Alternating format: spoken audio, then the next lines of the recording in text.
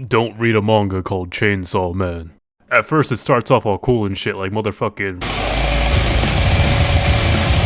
hardcore killing and shit. And then there's this wannabe samurai dude who's like, my entire family is dead. And this bitch who's like, but you love both of them. And then get touched. Then there's this eye patch bitch and you're like, holy shit, but then...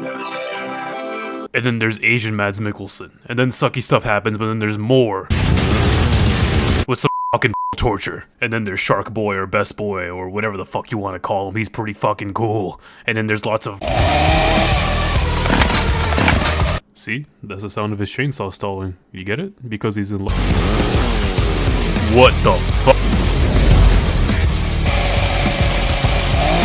A corpse is talking. Holy shit, this is actually really good. No, wait.